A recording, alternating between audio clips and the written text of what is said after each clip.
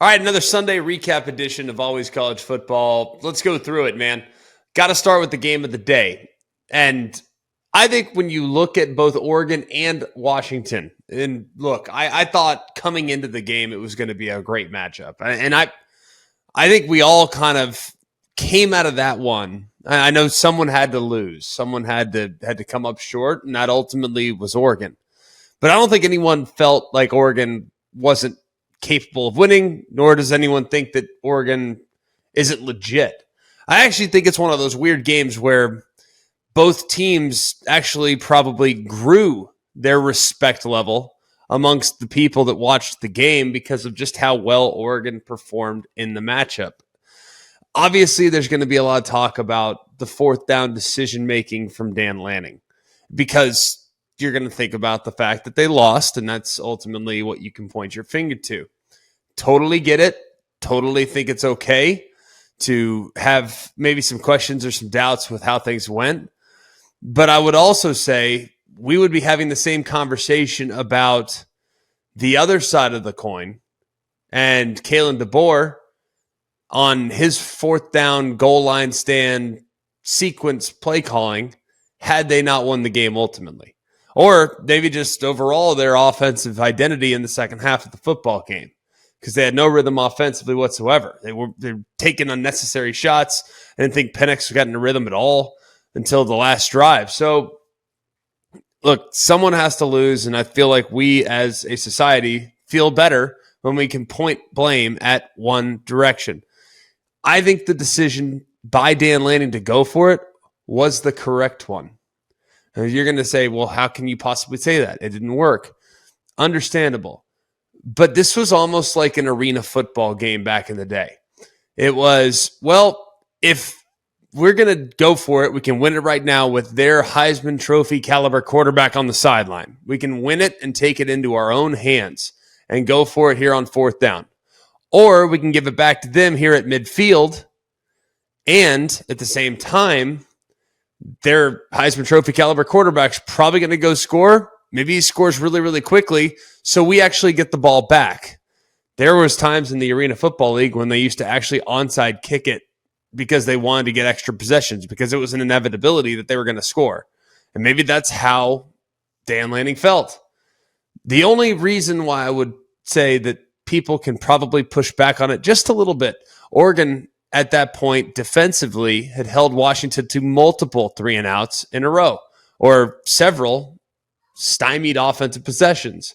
So had they kicked it deep and given Washington poor field position, would Michael Penix and the Washington offense be able to put together a legendary drive? I don't know. We'll never know the answer to that. But I don't disagree with trying to win the game with your own offense on the field. Perfect world, it's 4th and 1, maybe 4th and 2. 4th and 3 becomes a little bit more dicey, and obviously the further you get back, the less you feel good about it. But I did not have a problem with it. I really didn't. I thought it was the right move. I don't know what the analytics would say. I'm not really an analytics guy, but I do like the aggressiveness. And Dan Lanning, look, he was consistent throughout the game. You can't give Dan Lanning credit for some of the things he did earlier in the game being aggressive and then not acknowledge that, hey, he kept the same game plan. It wasn't like, oh, hey, you know what? Let's try going for it at this point of the game. No, he was pretty consistent with him being willing to kind of roll the dice a little bit throughout the game. So I didn't have a problem with it. I hated that Oregon had to lose, but ultimately Washington delivered. They absolutely delivered, man. Michael Penix is a star. The receiving core is amazing. That venue and the setting, it just felt so cool yesterday, didn't it? I mean, didn't it just feel awesome to just watch that game and to just have a big game on the West Coast like that with that kind of build-up and magnitude to deliver the way it did? It was just a special, special afternoon for the Washington Huskies. And look, Michael Penix is incredible. I mean, he's just incredible. I didn't even think he played his best game by any stretch of the imagination. He played okay. He played good. He played okay by his standards, amazing by everybody else's standards, but he's capable of more. That's the crazy thing. And I thought Oregon did a pretty good job in the second half of making life a little difficult on him. But with the back against the wall and you got to have it situation, he responded in the biggest possible way. Just a gutsy performance there from the Washington Huskies. Other big matchups and other big performances in the game, in the day. Let's go with Notre Dame. And we have talked for a little while now about people are calling them frauds. People are calling them, not good, whatever, however you want to describe USC on defense. I mean, USC is just not very good. They're just not. And we've kind of learned that really all season long. Now, Caleb Williams is great. You can have great players and have a team that collectively is just not great. But if you look at where they're at, they looked a little bit better earlier in the season. But then you watch them on the road at Arizona State, and you're like, eh. Then you watch them on the road at Colorado, especially in the second half. You're like, eh. Then you watch them against Arizona, and you're like, ugh. You know what I mean? And now you watch them against Notre Dame. And this was one that Notre Dame had circled, right? Remember last year, Caleb Williams, his Heisman Trophy moment came against the Fighting Irish. And he secured the trophy that night.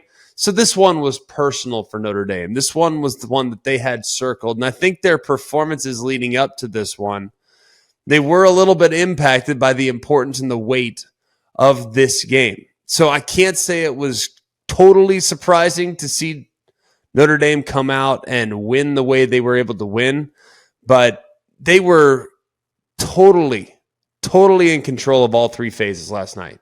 I mean, just could not have been more in control, whether it be defensive touchdowns, obviously the kickoff return, just everything that you could possibly have go in your direction, it went in Notre Dame's direction. Now, where does SC go from here? Because we know where Notre Dame's going from here. They're going to look at themselves and probably be kicking themselves for the performances that they had against Ohio State, which they had the ball on their racket and didn't get the job done. And then you look at the performance against Louisville, and was that circumstantial, or was that really, who they were? Because Louisville looked awful last night in losing their first game of the season on the road at Pitt, a team that had yet to win an FBS team this year. So we know where Notre Dame's going. They're going to be probably in the New Year's Six. Fast forward down the line. Still got a lot of difficult games on the schedule, I might add. But you got to be optimistic after what you saw last night. USC, where do they go from here? Because there's a lot that's still left on the schedule, man. You got a game against Utah here in a week. Do you guys like your chances right now if you're an SC fan against Utah? How Utah's playing? Just destroyed Cal a moment ago. Great defense. Granted, yeah, it's in the Coliseum, but I can't say I feel great about that situation for the Trojans. At Cal's scrappy. Cal's very scrappy. Now, granted, they're 3-4, but they've played some teams pretty close. I don't know if that will be competitive, but it is in Berkeley, so maybe they give them a game. You got Washington, your place. You're at Oregon. You got UCLA. They're not going to be favored in any of the aforementioned the last three games. So do they get Utah? I don't know. But I had said last week on the show, USC might be a 7-5 football team without Caleb Williams. Well, USC might be a 7-5 football team with Caleb Williams. That's the scary thing when you look at what's left on the schedule. There's only one game that's a complete slam dunk, and that's at Cal. And I don't even know if that's a complete slam dunk. I really don't. So time is tough right now for the USC Trojans. Hopefully they can get it righted. But I've said this already on the show a couple times, man. I think they need to adjust how they practice. I mean, you can go to the portal and improve your personnel and all that stuff. That's fine. And you can say that Alex Grinch needs to be fired and the defensive coordinator and staff needs to be adjusted. But you look at, Alex Grinch can't make them tackle. Like Lincoln Riley is the one that formats the practice. And they don't tackle well. So makes me think they need to adjust how they do things out there because it's not good. And it doesn't appear like it's going to get any better as the season goes along because things are looking very difficult down the stretch.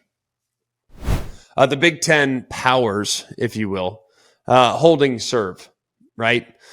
I thought maybe there was a chance that there would be a game in the Big Ten that would involve teams that, maybe you get an Ohio State look-ahead situation. I mean, going on the road to Purdue, knowing what you got next week, with Penn State coming to town, I thought for sure maybe, hey, you know what, maybe Ohio State be a little flat this weekend. Just maybe, and by the way, had they been, would have been completely understandable. Totally understandable. Now, Purdue's very human, but Ohio State went out, clinic, took care of business, completely killed the will of Purdue. Now, Purdue had several self-inflicted mistakes throughout the game, but still, Ohio State went out, left no doubt there was going to be no drama when they played Purdue this time around. Indiana and Michigan. Game was shockingly tight there early in the game. It felt a little uncomfortable, at least for the moment. Never really felt like Michigan was going to lose the game, but did feel like maybe it's going to be a little bit of nail biter. But when Michigan's got a 10-point lead, it feels like a boa constrictor. Like a 10-point lead with Michigan feels like they're up by 100. Because, I mean, how many teams are going to be able to play catch-up against that group defensively? They went into cruise control, and then, boom, it was steady as she goes the rest of the way. Very, very impressive. Georgia, a little bit of a sleepwalk situation against Vanderbilt. Was pretty impressed, actually, with some of the things Vanderbilt was able to do offensively. So that was something maybe that Georgia needs to get addressed. But this was a bit of a letdown spot. I mean, it felt like a situation, hey, man, just kind of run the gamut a little bit. 7 weeks into the season, just got a big win. Reading your press clippings this week, go on the road to Vanderbilt where it's a little sleepy. You got an 11 a.m. kick local. Just felt like a spot where maybe they weren't going to have their best stuff, and they didn't by any stretch of the imagination. Brock Bowers is the big takeaway in this one. Will he be at 100%? Because if he's not, then that obviously will have a huge impact on them moving forward. That left ankle or right ankle, whatever it was, didn't look super serious, but maybe something that has an impact on him, knowing just how agile he is. It'd be really tough to know that he might not be at 100%. Florida State rolled against Syracuse. Syracuse is awful. I mean, I don't mean to be rude, but my goodness, man, like they're playing and they don't feel like they have any team speed, and it's hard to watch Syracuse. It really is. It's just hard to watch them right now. But Florida State kind of flexing a little bit. Keon Coleman is just ridiculous. I mean, seriously, like he is just ridiculous. Guy just making ridiculous catches, catch and run situations, being involved in the punt return unit. Like, I mean, he's just an amazing football player. And we thought, we saw a glimpse of it at Michigan State. We saw it for sure. I had no idea this type of potential was in there. I thought he was going to be a good, adequate piece to the Florida State team, but he might be their best player. That's how significant his addition was this offseason. Best player on offense, at least. I don't think anyone's going to supplant Jared Verse because he's definitely in there as the number one spot. Penn State rolls, nothing to see there. Alabama, little shaky, I might add. Good start to the game in cruise control early, up 21-6. And then it felt like collectively Alabama kind of exhaled. Like, all right, we got it. On to the next. Tennessee's next week. Felt like they exhaled, and all of a sudden Arkansas started to find themselves offensively, got into a bit of a rhythm. Next thing you know, you're in a dogfight, and Arkansas's got the ball with the opportunity to go the length of the field to potentially win the game. But Alabama's defense at that point said, all right, let's go. Hey, let's go close the door right here. So not a great performance from Alabama. Little bit of a sleepwalk after what was a good start. Second half, something that Nick Saban's not going to be real thrilled with. Couple other takeaways from the weekend. Tennessee, that was a good win. It was a sloppy game. Obviously a ton of wind, so it had an impact on the game. I mean, goodness gracious alive, especially in the third quarter. I felt like the wind was at its most significant levels. I mean, Texas A&M having to punt into the wind. I mean, obviously they had the punt return touchdown by D. Williams, but the punt felt like he hit it really hard and it went 25 yards or whatever it was. So the wind having a significant impact in that game. Obviously a couple of A&M turnovers that kind of broke that thing open a little bit. A&M's defense did do a pretty good job of securing or at least trying to hold that touchdown together. hold that last drive together to make sure that they gave their offense another chance. But the offense is just not good enough right now. I mean, Max Johnson throws it off his back foot way too often. It's going to lead to picks.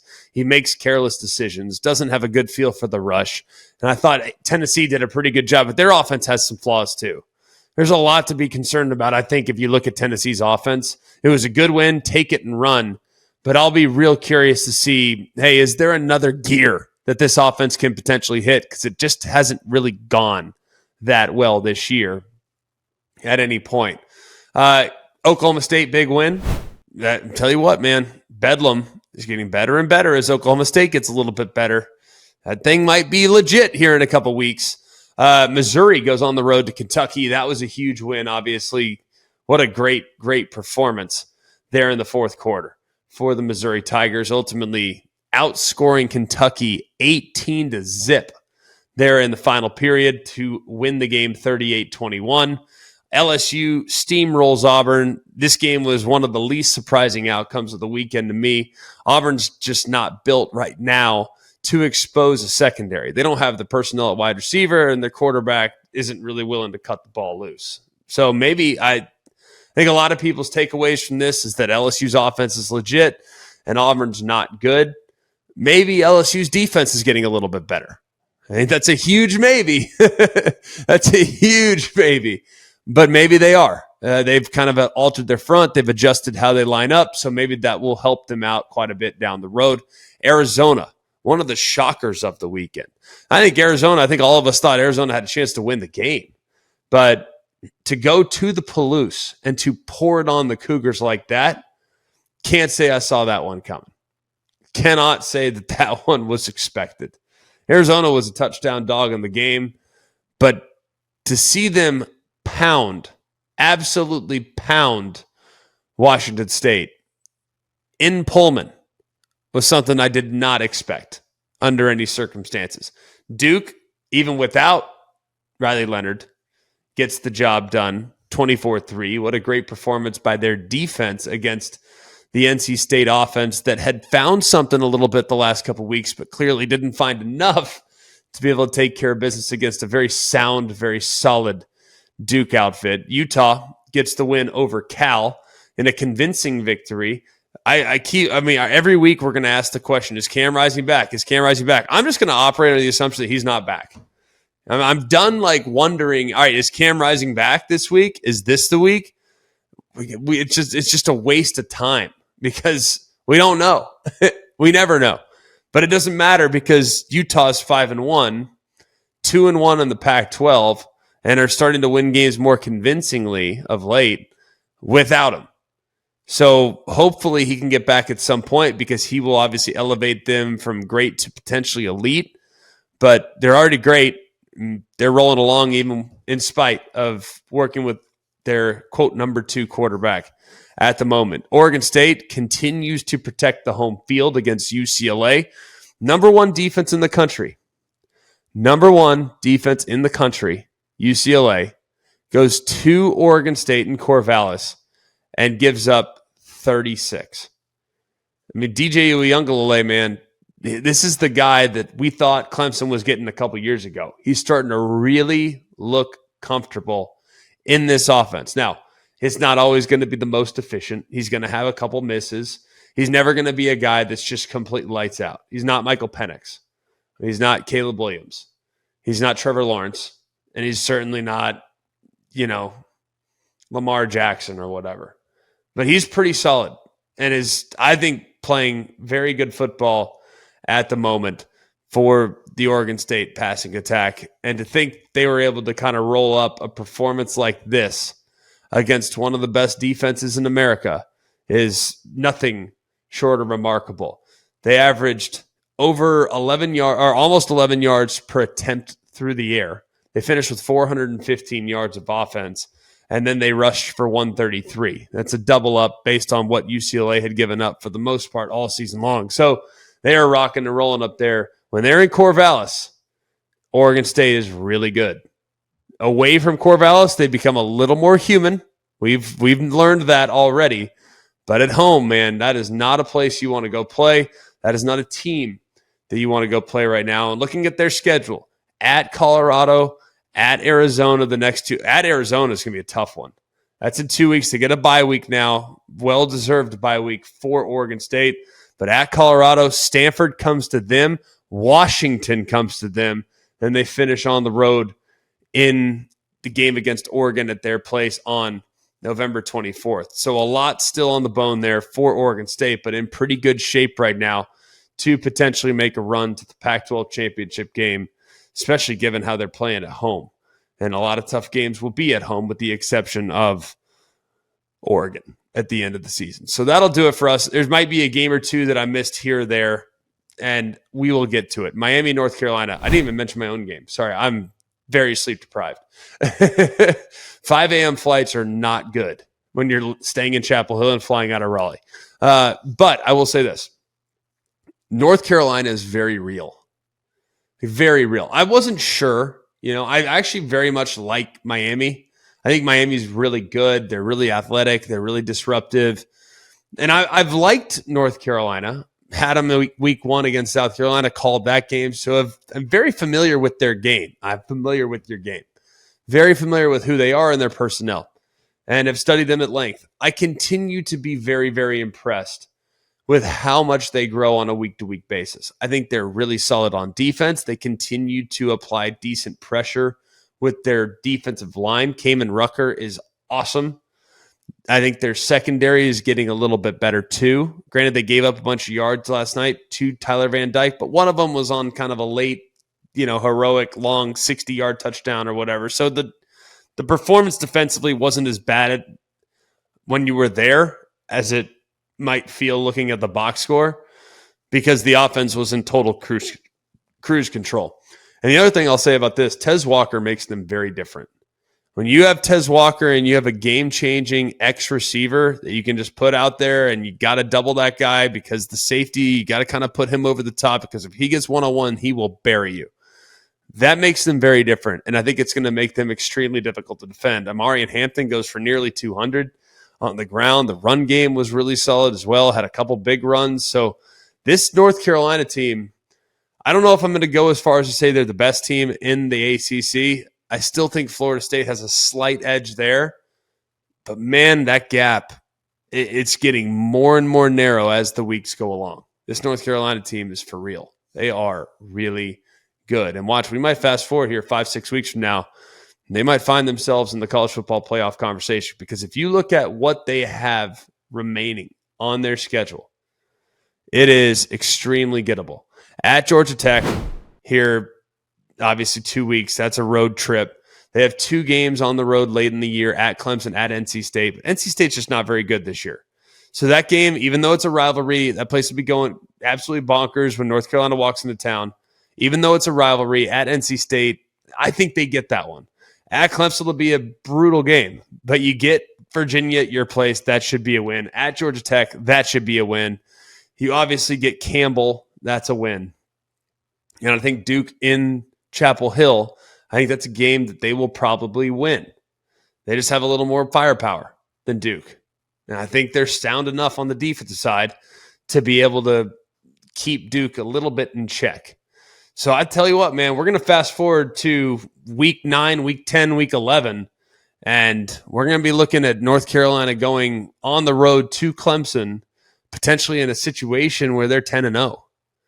So just keep an eye on the heels, man. They are the real deal, and I continue to be impressed with the progress that they make on a week-to-week basis. That'll do it here for us on Always College Football. If I didn't get to a matchup or a game that you wanted to hear about, tune in to tomorrow's show. There are a bunch of different takeaways that I have from this weekend. We just scratched the surface today. Kind of a little, whip around, check it out. Tomorrow we'll go a little bit deeper. So check it out. Subscribe to the podcast wherever you get your podcasts. Leave us a rating if you could. Leave us a review if you could. That would be amazing. And we so appreciate all of you for coming to us here on a Sunday so that we can talk a little college football. What a terrific weekend it was for the sport. And just know, next week, the week after that, the schedules are starting to get a little bit better every single week. So we got a lot to look forward to. We got a lot to preview this upcoming week for week 8 of the college football season. For Mark Jake, Jack, I'm Greg. We hope you have a terrific day. And remember, it's always college football.